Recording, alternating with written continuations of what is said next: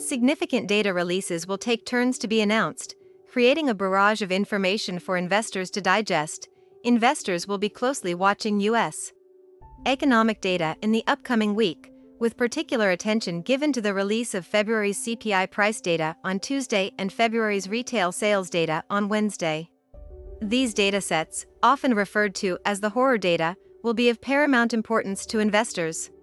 After the release of weaker-than-expected February non-farm payroll data, the market's expectations for a 50 basis point increase in interest rates by the Fed in March have diminished.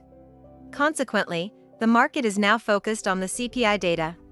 If the CPI data is not robust, it will likely increase expectations that the Fed will raise interest rates by 25 basis points. Conversely, if the CPI data is stronger than expected, it may cause expectations of a 50 basis point rate increase by the Fed to surge, potentially leading to market panic. The market will closely watch the ECB's interest rate decision on Wednesday at 21:15, followed by ECB Central Bank Lagarde's monetary policy press conference at 21:45. The expectation is for the ECB to raise its main refinancing rate and deposit rate by 50 basis points to 3.5% and 3% respectively, although the market's reaction is expected to depend on the hawkishness of Lagarde's press conference. Analysts predict that the ECB will raise rates by 50 basis points next week, with a median survey suggesting 3 further rate hikes of 25 basis points in May, June, and July, bringing the peak deposit rate to 3.75%.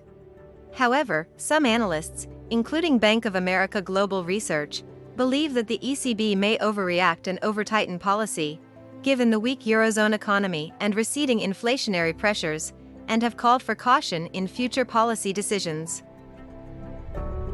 On Monday, the U.S. will release both the annual unadjusted CPI rate for February and the monthly rate of the quarterly CPI for the same month.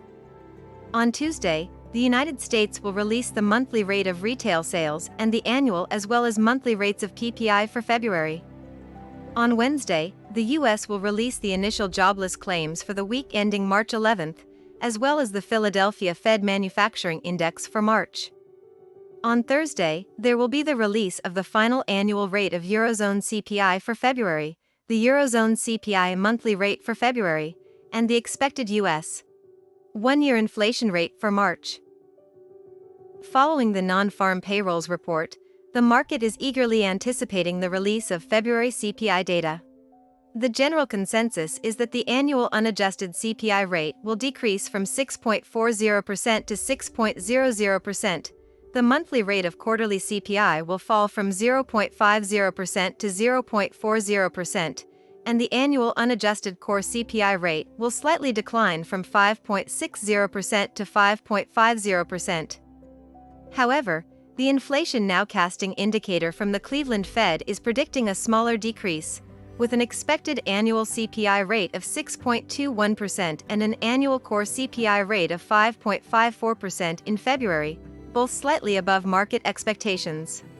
The indicator is recognized as the most accurate and real-time forecasting model in recent years, and its error rate has been lower than economists' forecasts. If the indicator's projections are correct, it would mean that the U.S. CPI has declined for 8 consecutive months, but the rate of decline is still minor, and inflation remains well above the Fed's target of 2%, indicating persistent inflation in the U.S. If the inflation nowcasting indicator remains accurate, it could reignite concerns in the market about a 50 basis point Fed rate hike in March. Next week, the Q4 earnings season is winding down with only 3 U.S. companies, namely GitLab, Adobe, and FedEx, set to report earnings. In addition, Chinese stocks such as Shell, Jiwon Group, and Xiaopeng Auto will release their earnings reports on Wednesday and Thursday.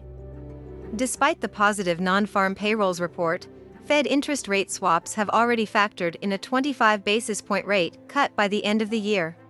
However, the collapse of Silicon Valley Bank continues to linger, causing market concerns about a potential credit crunch that is impacting U.S.